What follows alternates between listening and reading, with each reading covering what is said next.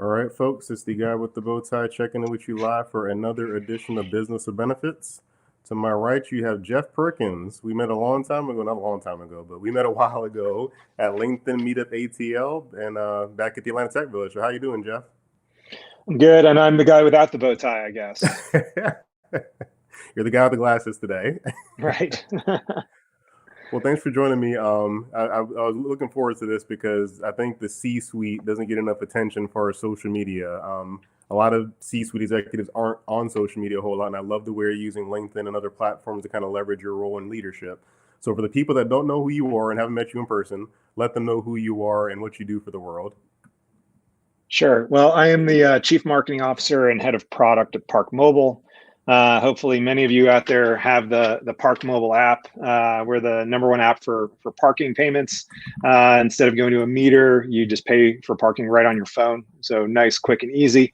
But I have a long career in marketing and advertising, and kind of worked my way from entry level to middle management to where I'm at now, and I guess the C-suite of a small to mid-sized company, which is very fun.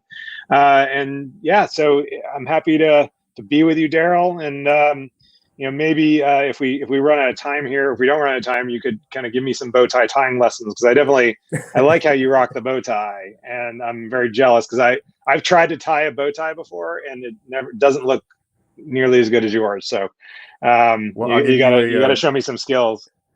I'll give you a secret for my bow ties. These are neckties. That's my big secret. Don't tell anybody. I am not as good at tying regular bow ties as I am as this. So if you want, I can send you some videos. But it's a necktie made into a bow tie, much easier. Very interesting. Yeah, that's my thing. But thanks for jumping in. So we went to LinkedIn Meetup ATL. Shout out Suzanne Spainer. She's watching on Team Replay. And also I want to say thank you to #Team Live, #Team Replay. However you consume the content, we appreciate it. We have Chad Phillips here saying hello. He's Team Live. Thanks, Chad. And yes, how I am. Thanks, Chad. I'm good. Thanks for asking how I am. Hi, Chad. So I want to talk about one thing to start this out with. You guys have been very good about being person-focused as a company because you involve your people. And I noticed a while ago when Juneteenth was kind of getting traction, you mentioned how you guys were saying, hey, we celebrated Juneteenth before Nike. So with you being in the C-suite, how do you kind of keep that connection between where you sit and the people of your company, even though you're not in HR, but how do you keep that connection still with your people? Right. I mean, what's happened recently has been really challenging, I think, for all employees and for the company leaders. At Park Mobile, we pride ourselves on being a highly diverse, highly inclusive culture. Our headquarters is in Atlanta, a very diverse city. And I think one of the things that we heard right away as, we were seeing, the images of George Floyd and some of the other things happening across the country, we realized right away that our employees were hurting, and in the executive suite, many of us were hurting too, just from seeing a lot of this awfulness out there. And we really value our employees, and we value their input and their participation and their contributions to the business. And we try to have a culture that where you have really an open door, and people could come to me, people could go to our CEO and other executives. And it became very clear, I think the Monday after everything kind of was happening with George Floyd, that our employees were very upset and wanted the company to take some action, and wanted the company to kind of be more, put out a statement, both internally and externally. And so what we did, and I think we did this as an executive team, both individually with our team. So I met with my product and marketing teams, our operations team met with their leader.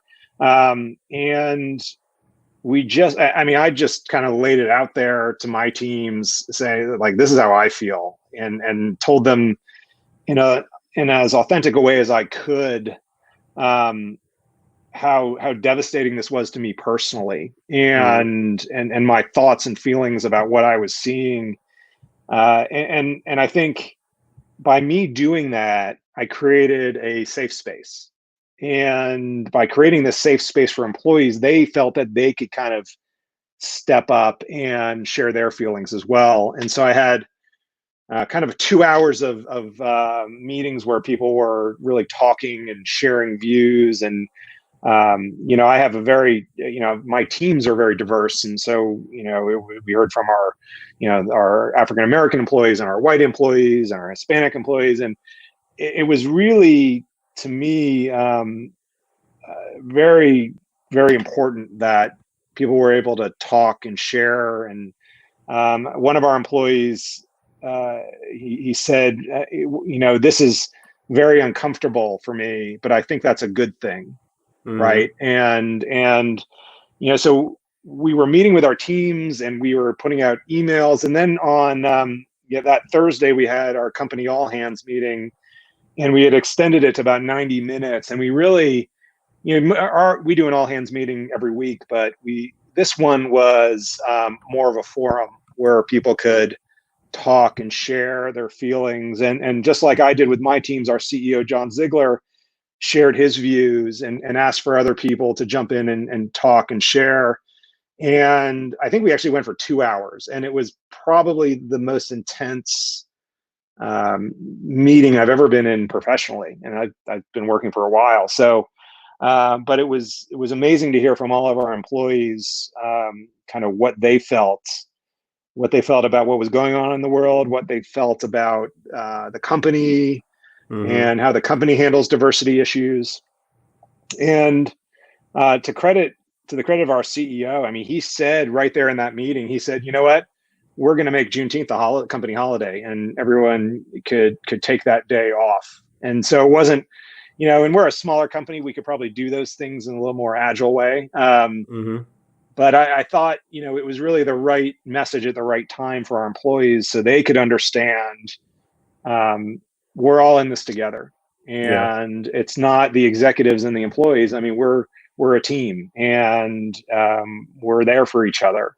We have very defined core values at Park Mobile, and one of them is support our people, support our community, and we really believe it, and we try to do as much as we can to make sure our people understand that we stand with them, and so we came away from that with several actually initiatives that we had talked about to improve our diversity and inclusion at the company. So we said we're going to start a diversity committee within the company. We hadn't really had a formal committee, and so we started a diversity Slack channel for people to kind of share conversations about things they're learning. And we made Juneteenth the company holiday, and then we said, well, let's also put our money where our mouth is. So we said to all employees, if you donate to some of these charities that are focused on fighting injustice, we will match your donation. So we basically selected 6 charities: ACLU, Black Lives Matter, NAACP, Legal Defense Fund, Campaign Zero, and we said, okay, and the Equal Justice Initiative. And so we said, okay, donate to any of these charities, and we are going to match 100%. And so far, we've had several $1,000s of donations coming in for our employees. And as a company, we're going to match that as another way to show our commitment to diversity and inclusion, and to, making sure our employees understand that we are all together in this, and we're one team. And so that's really the way we looked at it. I know a lot of other companies did similar things in regard to Juneteenth. A company like Nike, that's a decision you probably had to go through more of a multiple levels of organization to get that done. So they were a little behind us, and we were very agile in our approach. But I think it's important, and I'm glad that we did it. And I hope our employees all feel that we're, even if we're as an organization may not be perfect, but we want to get better. Yeah, no, it's awesome that the CEO had that happen, because I mean, when you mention Nike, it probably has to go up the channel before the CEO even pays attention to it. So the fact that your CEO said, "Hey, we should do this," and that doesn't necessarily make it all right saying Juneteenth's a holiday, but it does represent, we know you guys have issues, we know you're struggling, and it's just something to step up and say, "Hey, we support you." So I really appreciate that. I thought that was awesome to see you guys do that. And something interesting you said about, putting your money where your mouth is. Obviously, I'm black, you're white. Obviously, that's pretty apparent from the camera. A lot of people they ask you, what should I do? What can I do to help? And this isn't saying always just donate money, but if you can do something to actually show support, that's a great way to do it. And I love that you gave several organizations, not just one, because that's what I feel like some people kind of get behind. We're only Black Lives Matter, and you're just saying, hey, there's a bunch of organizations that can help. Take your pick, whatever one you feel best about. So have you seen that play out in your morale for your employees? Because as you see all the employees, have you seen that play out to better productivity and morale? I think so.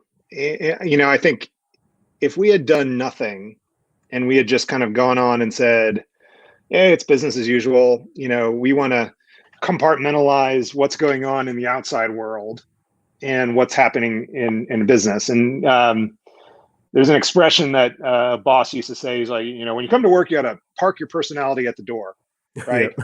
And there's something to be said for that, right? You don't want to bring all your baggage to work, but there are times where you can't ignore what's going on in the outside world.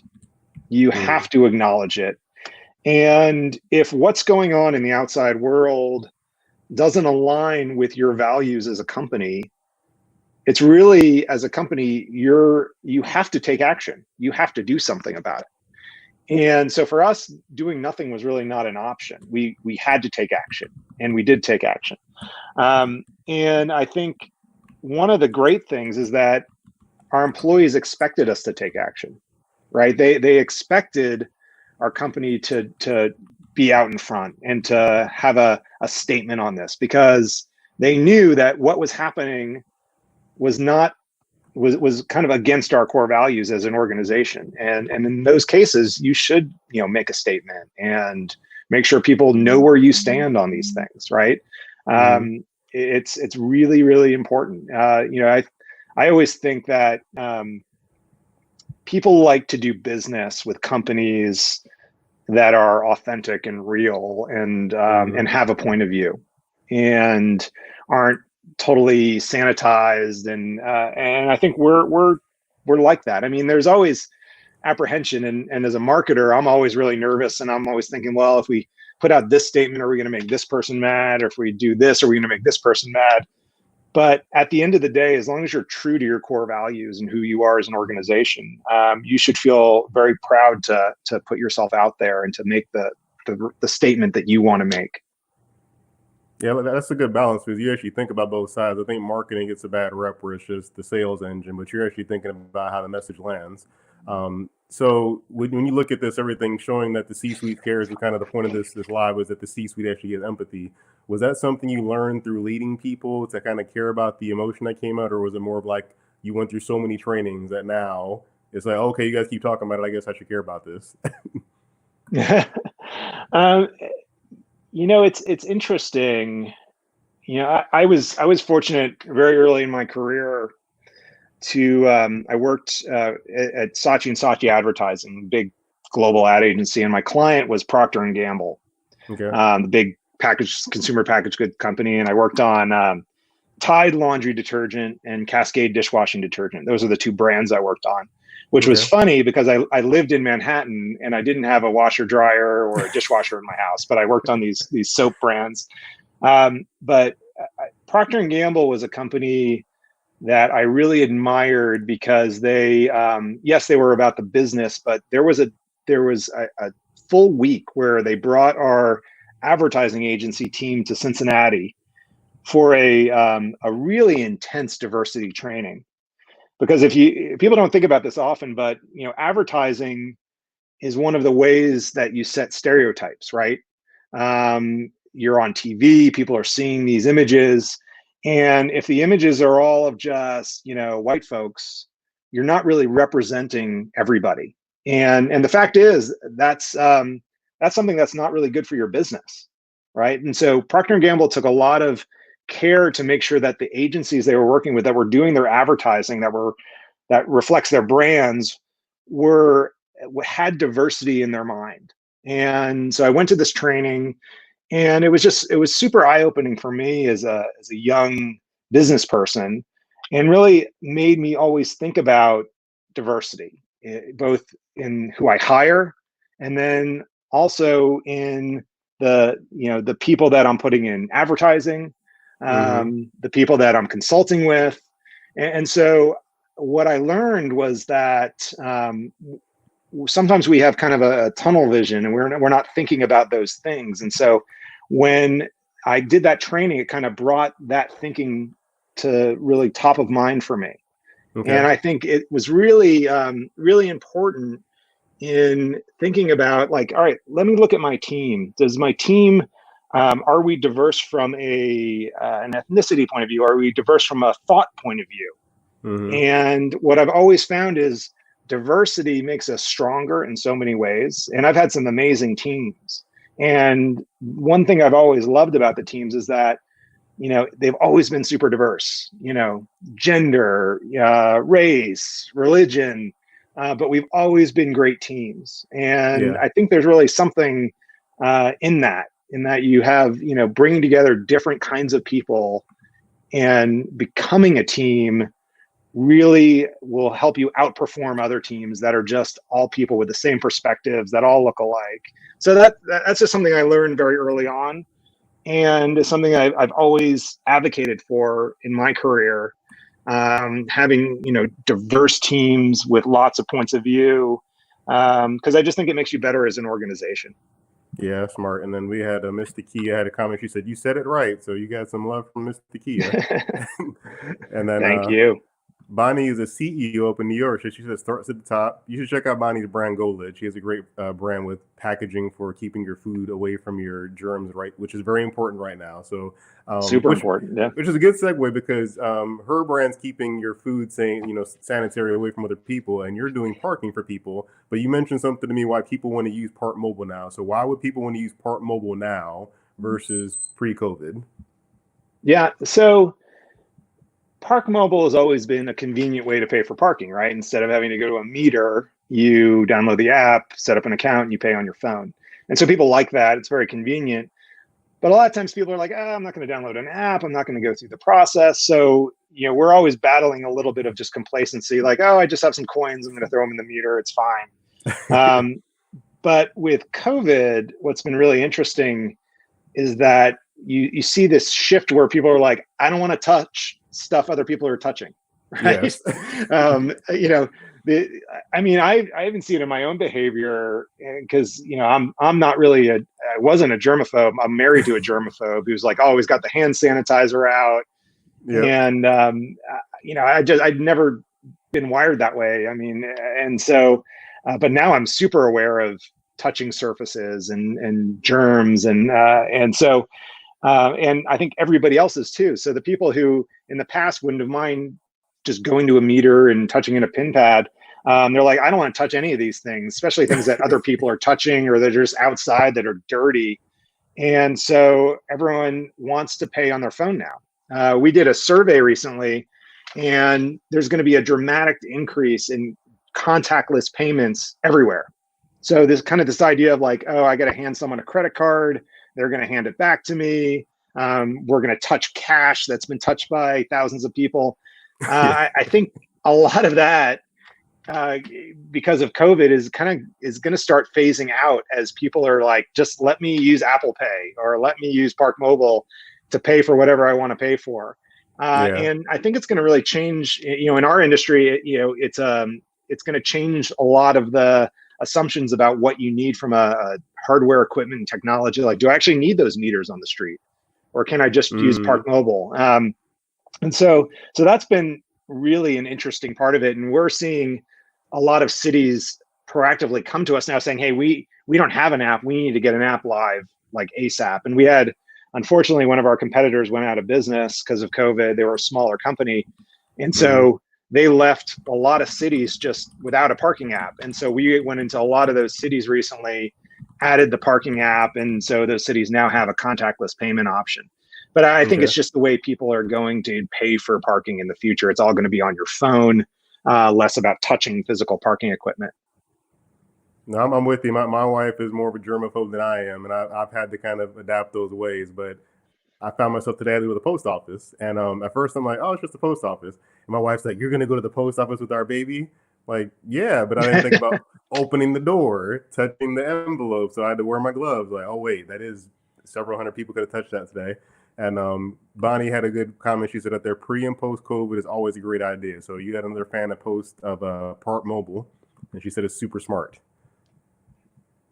And I asked the audience how Thanks, they feel Bonnie. about touching things outside. So Bonnie added something about payments, fountain machines, so much more, banking machines. He doesn't want to touch any of that stuff right now. And Yeah, go ahead.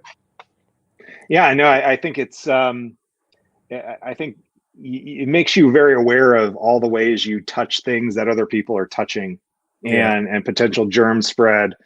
And honestly, I just think for any business that's in the contactless space and trying to, a lot of the stadiums, we work with a lot of stadium clients that are obviously there a lot of them are closed right now, but they're all thinking about, okay, when we finally get fans back to the stadium, we don't want to have tickets. We don't want to have cash, changing hands. So they're all thinking about, how do we go 100% contactless with all the ways people are paying when they come into the arena, to just, again, keep people safer, reduce spread of germs. Yeah, throw some reactions for that, people. If you're worried about touching stuff because of COVID-19, and this isn't to scare people, but it's just science at this point. If you're concerned about that, throw some reactions on the screen for us, because Carl put out there all perception. Bonnie said it's not happening. I'm not touching anything other people are touching. And Jonathan Lee, thanks for jumping in. Way more aware of what we are touching now. So he's way more aware of what we're touching. This is important. I mean, because I was the guy probably before. I would do the little punch-in meter. That would be my thing. Be like, just throw the little punch-in meter, put my card in, no big deal. But if I'm in Atlanta in the near future, I don't want to touch that, because Atlanta's a hotbed. So I don't want to go touch stuff I don't have to touch. So I can definitely see you guys having more use of that. Are there any new avenues you guys are getting into besides, you mentioned stadiums, or there are some other new areas you're trying to get into? So we're actually looking at tolling. So instead of, if you already have the Park Mobile app on your phone, we're talking to some tolling companies now and saying, hey, if you have the app, you just drive through the express lane, and then we have a integration set up with the tolling company, and we could just charge you on the Park Mobile app. So that, I think, is a pretty interesting way that you can use the Park Mobile app to pay contactlessly for other services, potentially, other than just paying for parking. The other thing that I'm really excited about, though, when it comes to the functionality of the app itself, is this idea of parking availability. So there are a lot of data companies out there that are collecting information on, in a city, where is parking available at any given time of the day. And so what we've set up is a way to take that data and bring it into the app. And so you could look, if you're in a city and you're saying, all right, I'm parking near the Fox Theater, but all the spots are taken. Oh, but a block away, I see 3 open spots over there. I'm going to drive to that. The Fox Theater parking is horrible. You brought a good one up there, bringing the Fox Theater up. I know. Well, I could give you the parking hack on the Fox Theater, which is park on West Peachtree behind the theater, and then walk up the stairs to get to it. It's actually, there's always plenty of parking on that street, and it's Park Mobile accepted there. It's all on street. And if you're going to a show at 7 o'clock, city parking, I think, stops at 10. So just pay for 3 hours and you should be good. So you got all the hacks there. So that's good for city people. Parking hacks. Bonnie's in New York. New York's always the place you hear, like, you can't park anywhere. So I'm sure, are you guys in New York right now? We are in New York City. So in New York City, there are actually 2 apps. They're both by Park Mobile. So one is called the Park NYC app, and we built that for New York City specifically. It only works in New York City. It's a great app, though. It works in New York City, and you have to have a $25 preloaded wallet to use the app. So if you live in New York City, it's a really good option. But a lot of people that go into New York City live in New Jersey or Connecticut. And so they also made available, actually during COVID, they made this available. They made the Park Mobile app available in the city as well. So if you have the Park Mobile app and you're in Manhattan, you could use the app to park. And actually New York will do just through our apps, about when things kind of get back to normal, it'll be over 100,000 parking transactions a day in New York City. Right now, it's kind of in the 50 to 60,000 range because of COVID impacts. Yeah, it's a big. You don't think about people driving into New York City because everyone takes the subway, but there are a ton of cars in the city, right? And so they need a place to park, and a lot of them are parking on street and they're using the either the Park Mobile app or the Park Mobile NYC or the Park NYC app in the city. So two good options for mobile parking there. And there was a trend that's why you posted too about the mass transit is down, but you see a lot more people just not wanting to Uber, not wanting to rideshare. Mm-hmm. Talk about that a little bit for people that haven't seen that. Yeah, so we did a survey with our users. We got a couple thousand responses, and we tried to gauge, what's gonna happen to your behaviors in a post-COVID world. Like, what's gonna change? And the things that they told us were really interesting. One, they're going to drive their personal vehicles much more, and they're going to take public transportation and ride sharing a lot less. Mm-hmm. They're going to ride bicycles more too. Bicycles are another thing that are hot. I don't know if you've tried to buy a bicycle recently. They're almost all out of stock. I did for my in the United States. I did. If you get one, you're lucky because no stores have bicycles. I ordered a bike 8 weeks ago. I'm still waiting to get it. But you're going to see a move towards my personal vehicle because I can control my personal vehicle and the cleanliness of it, right? So public transportation, I think, it's going to take a while for that to come back. And I think in some ways that's unfortunate because people need public transportation. And so hopefully cities that run their public transportation are doing whatever they can to, clean them, get them ready, ensure there's social distancing on the public transit, because I think it's an important part of transportation for a big city. But I think you're going to see less people doing that. At the same time, you're going to see less people commuting. I think people told us they expect to work in an office about 50% less than they did the previous year. So it may work itself out that you're going to have more people driving their cars, but there's going to be less people on the road because of fewer commuters, because people are figured out the virtual working thing, more people working from home. Yeah. So that's really interesting. And the other thing we ask people about where they're going to go, or what they think they're going to go to. Are they going to go back to concerts or sporting events, big event gatherings? And most people said no. They're not going to go back to those events anytime soon. What they are going to do, though, is they're going to go to outdoor areas like the beach or the mountains, places where social distancing is easier to do, and they could be outdoors and less risk of spread. So I think, overall, you're going to see some major consumer behavior changes as a result of COVID over the next, year to 2 years. And the question is, when we get a vaccine eventually, are those behaviors going to go back to normal? Or are they going to be kind of more permanent? Are you going to see less people taking public transit, for the future, less people doing rideshare for the future? You don't know what's going to happen, but it's definitely, I think, opened up a lot of people's eyes to, oh my gosh, I live in this world of germs, and some of them could really harm me or my family or my community. I have to be a lot more careful. Yes, I was definitely, when COVID first hit, I was on that, the flu kills more people than this, and cancer kills more people than this at first. And then as the data came in, I changed my tune 100%. Like I did a full 180. So I'm probably one that's like, I'm not going to change my behavior back to normal too much because everybody else doesn't make the best choices with, wearing a mask or washing their hands and all that. So I'm probably going to be in that boat and not changing. But you're very agile and staying in touch with it. I mean, most people don't think C-suite stays in the trenches like that. So what are some things you're doing to kind of stay relevant? Because obviously you have a team that can do a lot of this work for you, but what are you doing as a leader to kind of stay in tune with what's on the streets, what's working, and what's relevant right now? Yeah, I think my approach to my work has always been to be very hands-on. I don't think I would be a particularly effective executive in a Fortune 10 company where there's, I have 100,000 employees reporting to me and I'm up here and there. And, that's not how I've worked. I'm not drawn to companies that are that big. I like companies that are generally small to mid-size, and companies where I could actually do a lot of the work myself. I like to be strategic and be up here, and I like to lead the team. I also like to roll up my sleeves and do the work. And so I've always kind of struck that balance of being a leader of a group and being someone who's also contributing in some ways on a tactical level sometime. So that's always been my approach. And when you take that approach,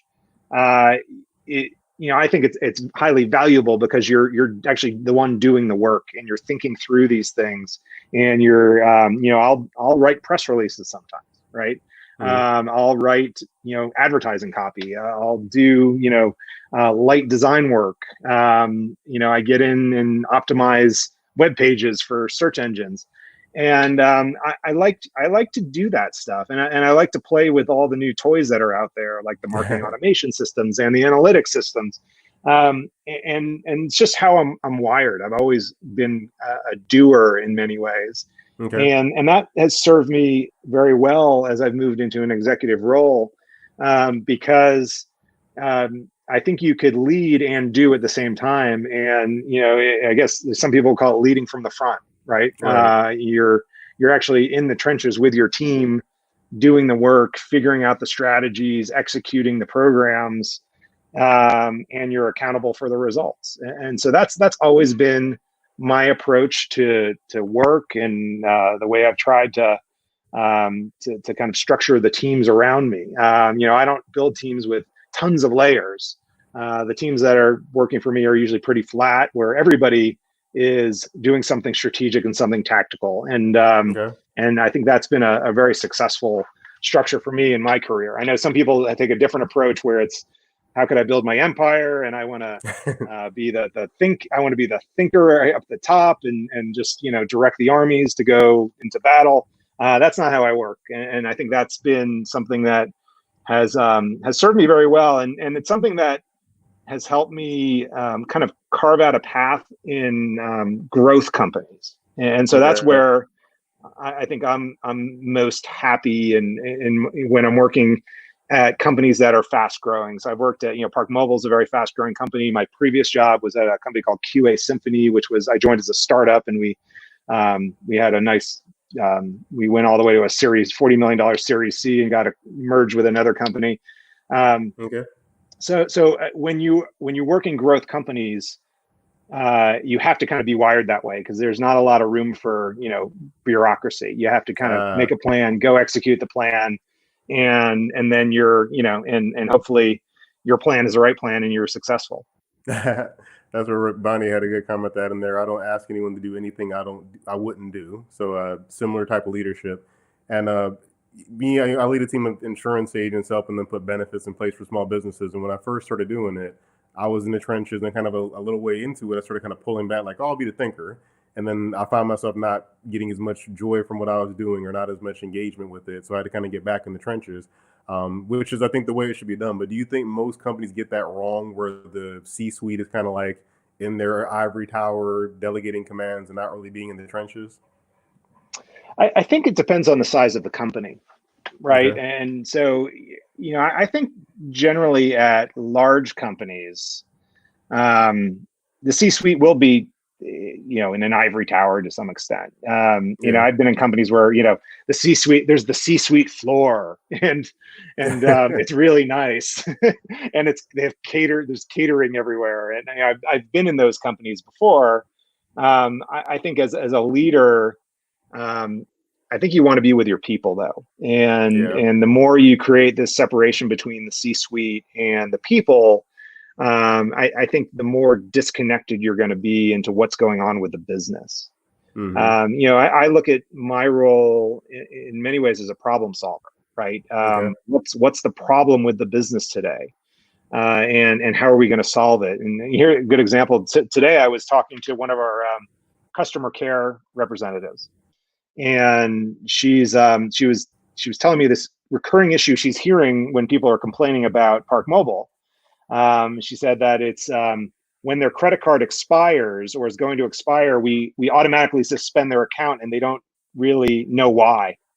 And so this was something, actually, it's a minor thing in the app that I probably don't even think about. But here's my customer care rep saying half of her day is spent dealing with these issues. And if I didn't take the time to talk to her and get that information, I wouldn't have probably even known. And then as soon as I got that information, I went and, called up my marketing manager and said, hey, we need to do a campaign to tell people that, hey, their credit card's going to expire and they need to update it or their account's going to be suspended. And by doing those little things, often you're taking a big burden off your customer care people, so then they could focus on more important issues. And so those are the kind of things where, unless you're with your people and you're in the trenches and you're talking to people, not just on your team, but across the organization, you're going to have all kinds of, you're going to learn all kinds of things. Hey, I think I'm going to ask for 1 second. I got to let my wife in the house for a minute. So give me 1 sec, okay? Oh, go ahead. No problem.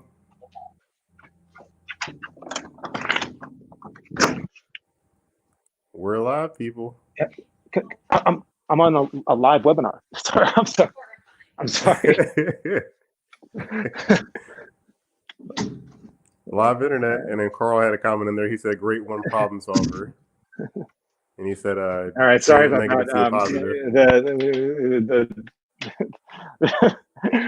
You may have heard my dogs barking as well. So problems when you're doing it live, I guess.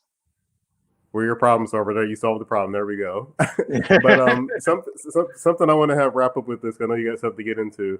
The C-suite probably gets an absorbent amount of attention from salespeople on LinkedIn. I'm sure you get a ton of DM pitches, people trying to sell you stuff all the time, and they probably way off the mark. So to kind of help quell that a little bit for people that are just trying to pitch the C-suite, like, oh, I'm just going to connect with all the executives I can and just try to sell up my stuff.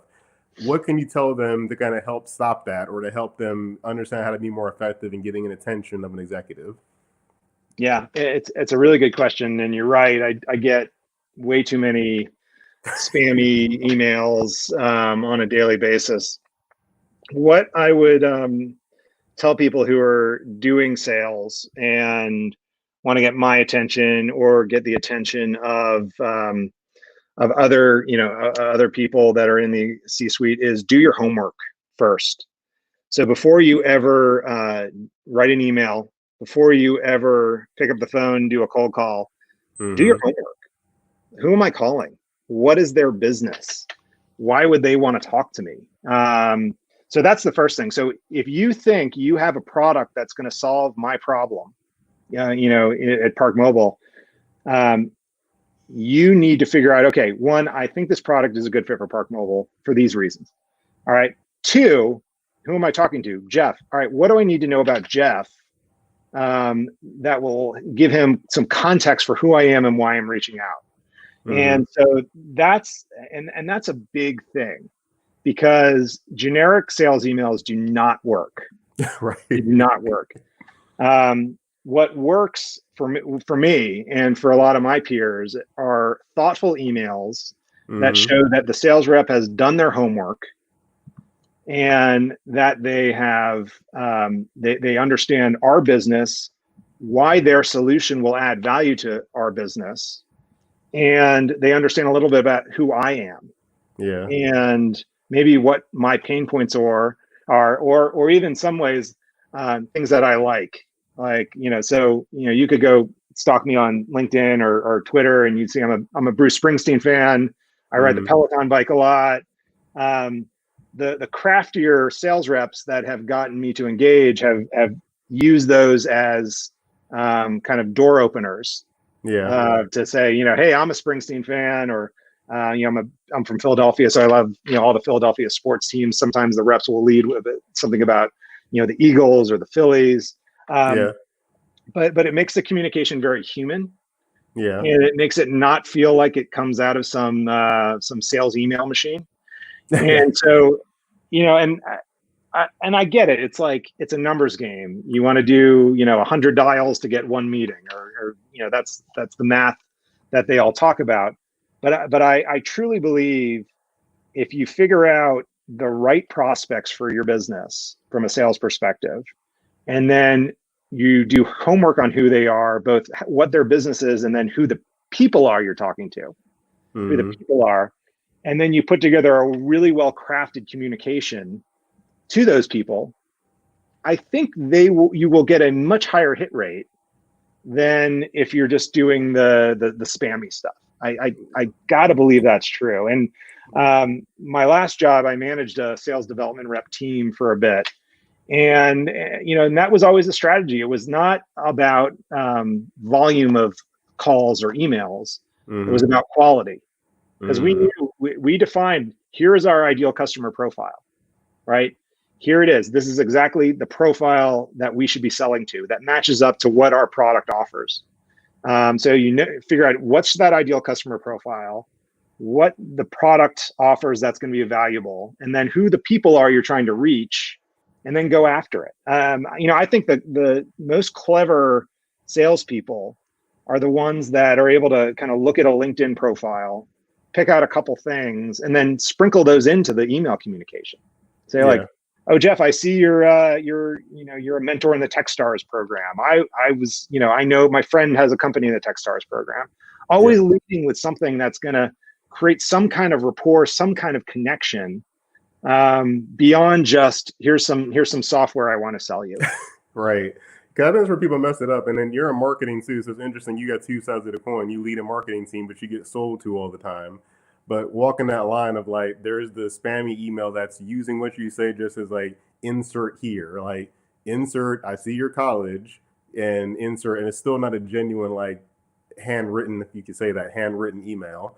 So I think it's good to share that with people so they understand that you're a person.